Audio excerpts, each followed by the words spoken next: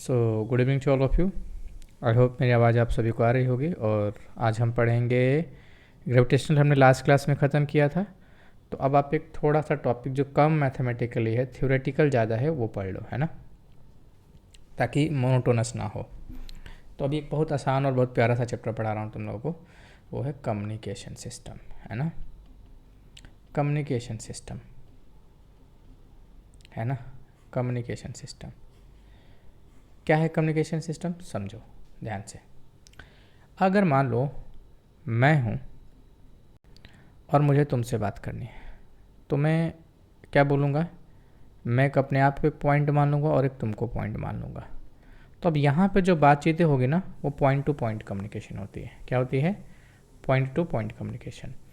अगर मैं बोलूँ, ठीक है, और बहुत लोग सुने उसको, जैसे मैं पढ़ा रहा हूँ और तुम सब लोग क्लास में अच्छे से पढ़ रहे हो, ठीक है, अब जैसे भी पढ़ रहे हो लेकिन पढ़ रहे हो, तो यहाँ पे क्या होगा? एक आदमी है और 10 लोग सुनने वाले, तो इसको बोलूँगा ब्रॉडकास्ट कम्युनिकेशन सिस्टम, है ना। Broadcast communication system, communication system, ठीक। अब यहाँ पे एक चीज़ समझना है कि जो आदमी बोल रहा है, ठीक है, जैसे ये स्पीक कर रहा है, तो ये इसको मैं बोलूँगा कि ये ट्रांसमीटर है। ट्रांसमीटर जो क्या कर रहा है? ट्रांसमिट कर रहा है क्या? इंफॉर्मेशन, ठीक है। और ये क्या है? रिसीवर है। तो ये क्या कर रहा है? रिसीव कर रहा है किस चीज़ को? मैसेज को। मतलब कि कोई भी कम्युनिकेशन के लिए बेसिक चीज़ क्या चाहिए बताओ? बेसिक चीज़ क्या चाहिए? एक सोर्स हो जहाँ से आवाज़ निकलेगी। अब सोर्स, ठीक है, इसको मैं यहाँ पे तुम्हें, अब क्योंकि देखो कम्युनिकेशन सिस्टम के टर्म में तुम्हें वोकेबलरी याद करनी पड़ेगी। अब एग्जाम में सोर्स और सिंक तो हम तुम लोग को किस में, थर्मोडाइनमिक्स में पढ़ाएंगे, बट यहाँ पे सोर्स सिंक नहीं यूज़ होगा। एग्जाम में ट्रांसमीटर ही वर्ड आएगा, लेकिन तुम्हें समझाने के लिए मैं ये सब वर्ड यूज कर देता हूँ कि चलो कोई भी एक वर्ड समझ जाओगे तो मैं तुम्हें सिखा दूंगा, है ना। शब्दों का खेल बहुत है लैंग्वेज को समझाने में। याद करो क्लास में बताया था ना कि कैसे इंसान बोलना सीखा, कैसे इंसान बोलना स्टार्ट किया, उसके अंदर क्या हुआ, उसके अंदर कौन से जीन हैं जो बोलने पे मजबूर किया, और कैसे इंसान सबसे बेहतरीन एनिमल्स माना जाता है जिसके पास बहुत कम्युनिकेशन, बहुत सारे लैंग्वेज में कम्युनिकेशन करने की क्षमता है। इंसान जैसा कोई भी जानवर नहीं है जो बहुत सारे लैंग्वेज में बात कर सकता है ना। खैर चलो, अभी मैं तुम्हें कम्युनिकेशन पढ़ा रहा हूँ, ठीक है, ध्यान से देखो। सोर्स और सिंक, सोर्स जहाँ से जा रहा है, बट तुम्हें कहूँगा कि ये वर्ड याद रख लेना, ये तुम्हें समझाने के लिए। ट्रांसमीटर क्या ट्रांसमिट करेगा बताओ? ट्रांसमीटर क्या ट्रांसमिट करेगा? मैसेज। क्या करेगा? मैसेज। ट्रांसमीटर मैसेज करेगा। मैसेज क्या हो सकता है बताओ? मैसेज ऑडियो हो सकता है, मैसेज वीडियो हो सकता है, मैसेज इमेजेस हो सकते हैं, यस और नो, कुछ भी मैसेज हो सकता है, ठीक। अब ये बताओ, सोर्स से मैसेज आ रहा है, ठीक है, या ट्रांसमीटर से जा रहा है रिसीवर के पास, तो अब बताओ कॉमन सेंस लगा के, क्या ये मैसेज ऐसे खुले हवा में जाएगा? नहीं, इस मैसेज को हमें एक इन्वेलप में बंद करना पड़ेगा, है ना। यानी इस मैसेज को हमें एक कोई चीज़ में पैकेजिंग करनी पड़ेगी। पैकेजिंग करनी पड़ेगी। क्यों पैकेजिंग करनी पड़ेगी? सो दैट इसके अंदर कोई भी डैमेज ना हो, ठीक है। अब बोलोगे सर डैमेज क्या होता है? अरे भाई साइंस पढ़ रहे हो, ऑडियो हो, वीडियो हो, ये सब में क्या होती है? फ्रिक्वेंसी होती है, वेवलेंथ होती है, ये सब डैमेज हो जाएंगी, ये सब चेंज हो जाएंगी। आया समझ में? ठीक है। इमेज क्वालिटी चेंज हो सकती है, तो इसके लिए हम लोग क्या करते हैं? डैमेज को बचाने के लिए पैकेजिंग करते हैं। इसी पैकेजिंग को हम इनकोडिंग कह दिए। क्या कह दिए? इनकोडिंग, ठीक है। अब इस मैसेज को पैकेजिंग हम, ध्यान से समझो, पैकेजिंग हम किस लिए कर रहे हैं? बचाने के लिए। किस, क्या हो जाएगा? डैमेज हो जाएगा, ठीक है। ये जितनी भी सभी टाइप की डिस्टरबेंस है ना, जो भी डिस्टरबेंस आ सकती है, इसको हम लोग कम्युनिकेशन सिस्टम में नॉइज़ बोलते हैं। क्या बोलते हैं? नॉइज़। तो नॉइज़ क्या हो गया? Noise is a disturbance. याद रख लेना, noise is a disturbance between transmitter and receiver. बोलो ये बात समझ में आई क्या तुम लोगों को? ठीक है, चलो अब ध्यान से समझना, ठीक है, अब ध्यान से समझना, आगे देखो। अब यहाँ पे जो पैकेजिंग कर रहे हैं, ये पैकेजिंग क्या कर सकते हैं, या तो हम वेव के थ्रू भेज सकते हैं या तो लाइट के थ्रू भेज सकते हैं। जब वेव के थ्रू भेजते हो तो वाईफाई बोलते हो, जब लाइट के थ्रू भेजते हैं तो लाइव फाई बोल सकते हैं। अरे सुनो, तो इन्फॉर्मेशन हम किसी भी तरीके से पैकेज करके भेज सकते हैं। ठीक है, ये बात समझ में आ गई यार, ये बेसिक चीज़ होती है। ये अब देखो, ये मैं 7 साल पढ़ा के सीखा हूँ, बहुत सारे बुक्स पढ़ी, बहुत सारी लैंग्वेज, लेकिन इसको इतना आसान करके समझाना ही टीचर का रोल होता है। बुक्स और ये सारी चीज़ें तो हर जगह अवेलेबल हैं, अब यही सिखाने के लिए टीचर को एफर्ट डालना पड़ता है। ठीक है, तो मैंने जितने भी वीडियो देखे यार, एफर्ट्स देखो, हर टीचर नॉलेजफुल है, मैं नॉलेज पे डाउट नहीं है, लेकिन तुम्हारे ऊपर वो कितना एफर्ट लगा रहा है, तुम्हें किस लेवल तक ले जाके समझा रहा है। ठीक है यार, बच्चे कहाँ से कितना पैसा कहाँ से इकट्ठा करके पेरेंट्स देते हैं, बार बार हर बार बच्चा नए नए टीचर से टॉपिक नहीं पढ़ सकता है। ठीक है, तो मैं ये इसलिए बता रहा हूँ तुम्हें क्योंकि मैं एफर्ट डाल रहा हूँ। तुम एक बार हमारी क्लासेस करके देखो, 2-4 या जो यूट्यूब पे वीडियोस डली हैं, बाकी सबसे कंपेयर करो, अच्छा लग रहा है तो जुड़ो हमारे साथ, और ये और लोगों के पास भेजो कि उनके पैसे बचें। आए समझ में? इसमें सेल्फिश नहीं बनना है, इसमें हमें जितना अच्छा हो सकता है लोगों को करना है। अच्छा नहीं कर सकते तो अच्छा उनको हम कोई चीज़ बता सकते हैं जिससे उसको बेनिफिट हो। खैर, अभी हमारा ये काम नहीं है, अभी मैं तुम्हें पैकेजिंग पढ़ा रहा हूँ। तो अगर मैं तुम्हें वेब के थ्रू भेजता हूँ तो वाईफाई के का एग्जांपल समझ लिए तुमने, लाइट के थ्रू भी भेज सकते हैं, है ना। तो ये हो गया। नॉइज़ समझ में आएगा, noise is a disturbance, noise is a disturbance. ठीक है, हमने पैकेज को क्या किया, पैकेजिंग करी ना, तो इनकोडिंग तो बोलते हैं ना कि हमने क्या किया, मैसेज को इनकोड कर दिया, मतलब हमने मैसेज को पैक कर दिया। जैसे तुम पैसा देते हो शादी ब्याह में, ठीक है, या कहीं पे भी कुछ तुम शगुन वगैरह देते हो तो क्या करते हो, इनवेलप में बंद करके देते हो ना, कि वो लोग ना देखें कि कितना क्या पैसा दिया है। तो बस ये सब क्या है, इनवेलप है। अब ध्यान से देखो, अब यहीं पे क्या आता है, क्वांटम की डिस्ट्रीब्यूशन। अब ये ना बहुत टफ पार्ट है और ये यूपीएससी वाले बच्चों को मैं पढ़ाता हूँ, बट तुम्हें अवेयर करा रहा हूँ कि तुम भी समझ सकते हो फ्यूचर क्या है, स्कोप क्या है, पढ़ने क्या फ़ायदा। अब हम लोग क्या कर रहे हैं कि क्वांटम कम्युनिकेशन सिस्टम बना रहे हैं। तो यहाँ से ना ट्रांसमीटर से रिसीवर के बीच में हम लोग क्या यूज़ करेंगे, हम लोग क्वांटम में क्यूबिट्स यूज़ करेंगे। क्या यूज़ करेंगे, क्यूबिट्स। जैसे हम लोग कंप्यूटर जीरो में 0 और 1 की भाषा में यूज़ करते हैं, तो अब हम लोग यहाँ पे क्यूबिट्स यूज़ करने वाले। खैर, बताऊंगा तुम लोगों को बाद में, जब यूपीएससी पे कुछ ऐसे वीडियो लेक्चर अपलोड करूँगा, जो मेरा एनरिच आईएएस चैनल है, तो वहाँ से देख लेना। ठीक है, आया समझ में? अरे बोलो।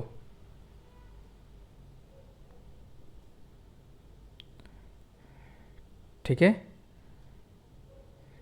चलो ध्यान से देखो यार, मेरा मतलब ये है कि तुम्हें अच्छा लगता है तो लोगों को सर्कुलेट करो, बांटो, लाइक्स करो, सब्सक्राइब करो। ठीक है, एक बार भरोसा करके देखो, जीवन पर्यंत भर तुम्हें लगेगा कि तुमने पैसे सही जगह लगाए।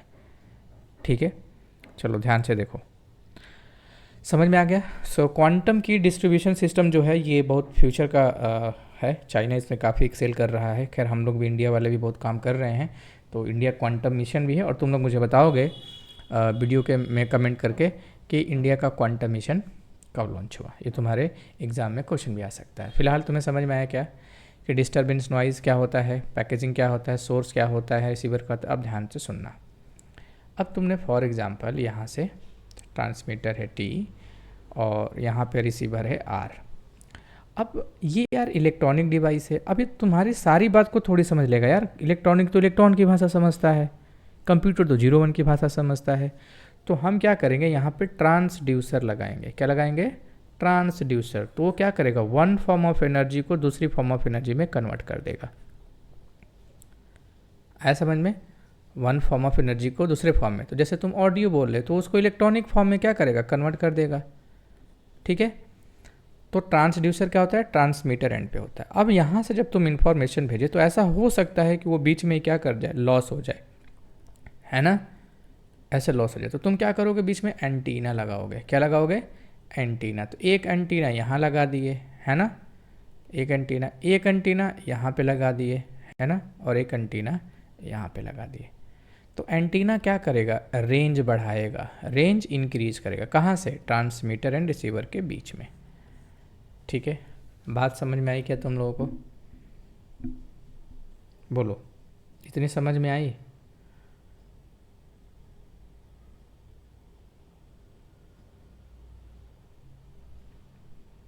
बताओ।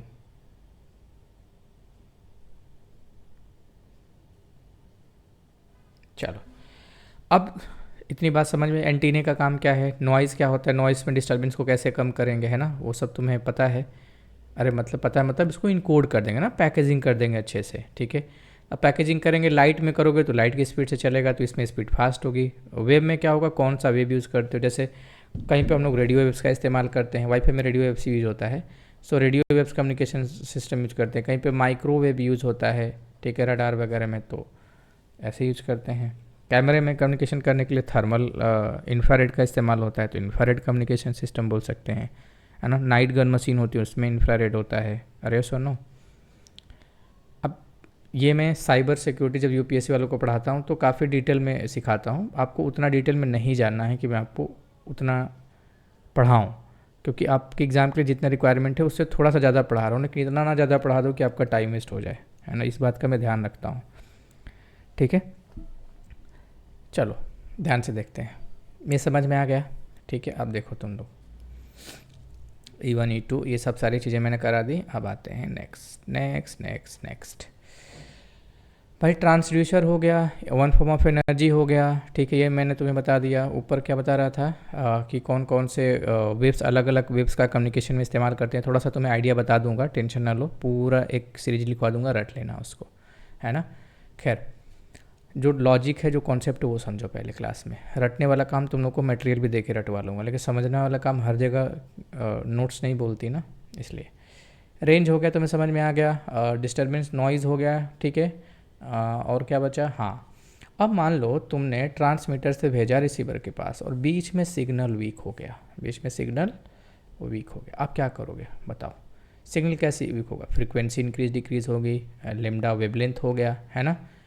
तो इसके लिए हम लोग क्या करते हैं, दो तकनीक यूज़ होती है, ठीक है, मॉड्यूलेशन एंड डीमॉड्यूलेशन, ठीक है। रेडियो देखे हो, रेडियो जो पुराने, अगर तुमने रेडियो देखा होगा तो उसमें दो चीज़ें लिखी होती हैं यार, देखो, एफएम और एएम। एम होता है एम्पलीट्यूड मॉड्यूलेशन, एम्पलीट्यूड, और एफएम क्या होता है, फ्रीक्वेंसी मॉड्यूलेशन। तो ये कम रेंज की होती है, लेस रेंज की होती है, और ये हाई रेंज की होती है। याद करो, जब तुम लोग एएम पे लगाते हो, तो बैंड चेंज करते हो रेडियो में, तो क्या होता है, विदेश के चैनल पकड़ने लग जाते हैं, लेकिन फ्रीक्वेंसी में सिर्फ रीजनल पकड़ते हैं, जैसे रेडियो मिर्ची होगी, रेड एफएम हो गया, है ना। ये ध्यान रखे रहना, ठीक है। खैर, हमारा क्या है, मॉड्यूलेशन एंड डीमॉड्यूलेशन। तो तुम्हारे एग्जाम में क्वेश्चन पूछ सकता है कि what is modulation and demodulation. अरे सुनो, तो ध्यान से सुनना। मान लो ट्रांसमीटर से रिसीवर के पास, अच्छा कुछ लोग को ये भी नहीं समझ में आ रहा हो कि फ्रीक्वेंसी वेवलेंथ क्या है, समझा देता हूँ, परेशान मत हो, परेशान मत हो। ऐसे जब ऊपर से नीचे कोई चीज़ आती है तो इसको क्या बोलते हैं, बोलो, साइन एक्स का ग्राफ, या साइनोसोडियल बोलते हैं, साइनोसोडियल, ठीक है। ये जो एक्सिस है ना, इसको प्रिंसिपल एक्सिस बोलते हैं। ध्यान रखना, एसी करंट, जो अल्टरनेट करंट आपके हमारे घरों में आती है, वो ऐसी चलती है। तो ये भी तुमसे पूछ सकता है फिजिक्स में, ठीक है, इसलिए बता दिया यहीं पे, प्रिंसिपल एक्सिस। ये जो हाइट है ना, इस हाइट को बोलते हैं एम्पलीट्यूड। क्या बोलते हैं, एम्पलीट्यूड। देखो यहाँ पे एम्पलीट्यूड मॉड्यूलेशन यूज किया था ना, इसलिए बता दिया तुम्हें। अब एक बार अप एक बार डाउन को हम लोग क्या बोलते हैं, एक साइकिल। क्या बोलते हैं, वन साइकिल। और वन साइकिल की लेंथ को क्या बोलते हैं, वेवलेंथ। वन साइकिल की लेंथ को वेवलेंथ। आ गया समझ में? तो वेवलेंथ की यूनिट सेंटीमीटर है, ठीक है, क्लियर हो गया। वन साइकिल की लेंथ वेवलेंथ, ये समझ में आ गया। अब अगर number of cycle in a second, अगर एक सेकंड में कितना साइकिल कंप्लीट होता है किसी भी वेव का, वो उसकी फ्रीक्वेंसी हो गई। फ्रीक्वेंसी आसान करता हूँ एग्जांपल में। इंडिया में करंट 50 हर्ट्ज की आती है, यूएसए में 60 हर्ट्ज की आती है। तो यानी कि यहाँ पे 60 साइकिल एक सेकंड में 50 हर्ट्ज यहाँ कंप्लीट हो रही है, यानी कि 50 साइकिल एक सेकंड में, और यहाँ पे 60 साइकिल हो रही है ना। तो ये इसका मतलब ये होता है 15 हर्ट्ज का 16 हर्ट्ज का मतलब, ठीक है। और तुम्हें आसान कर दूँ क्या? चलो एक और तुम्हें आसान करता हूँ। इधर हो गया करेंट, सॉरी इधर हो गया क्यू चार्ज, और इधर हो गया टाइम, है ना। तो एसी करंट कैसे चलता है, एसी करंट ऐसे ही चलता है, ठीक है। अच्छा छोड़ो, तुम लोग को ना मैं AC DC में सिखाऊंगा जब करंट पढ़ाऊंगा, तो अभी मत परेशान हो प्लीज़, सॉरी फॉर दैट।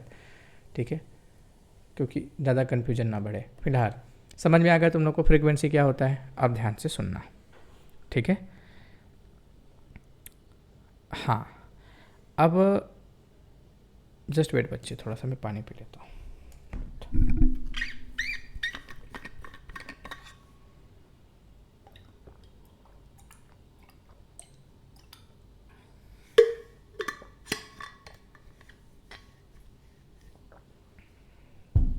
देखो ध्यान से सुनना, आसान शब्दों में भाई, कोई दिक्कत नहीं है।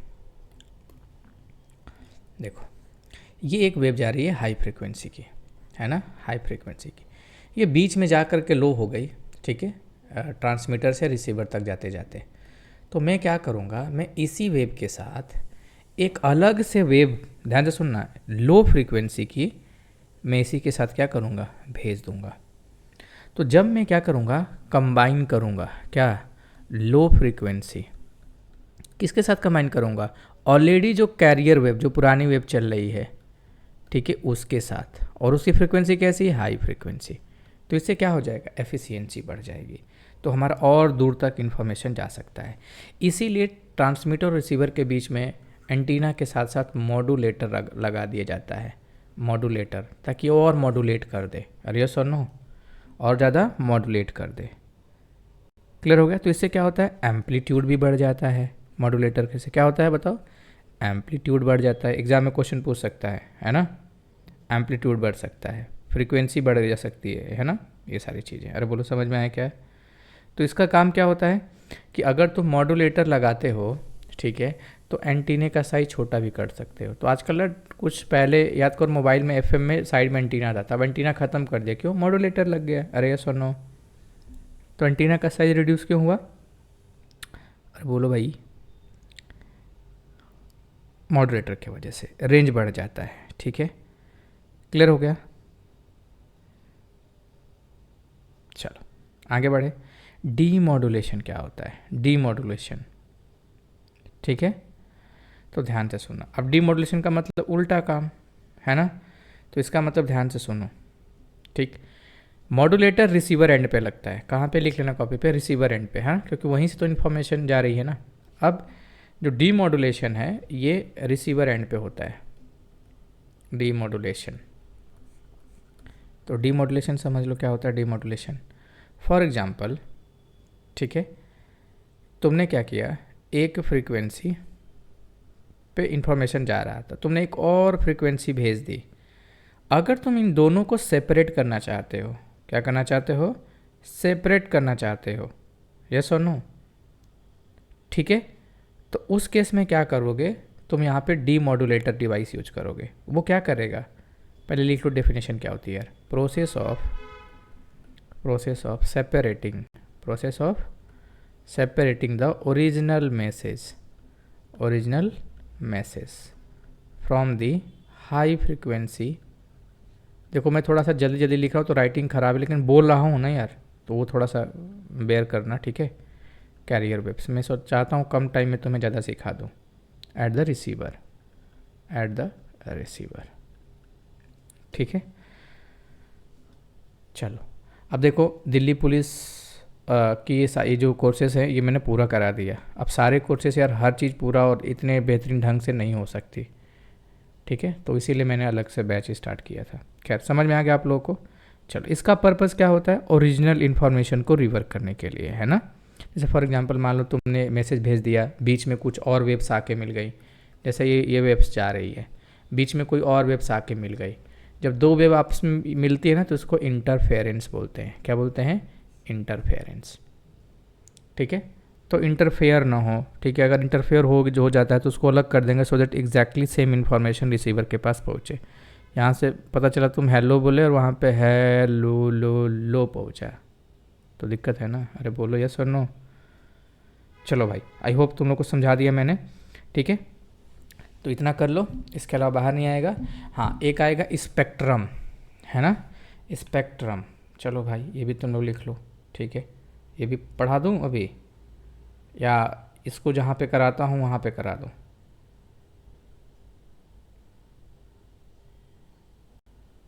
जल्दी से बताओ।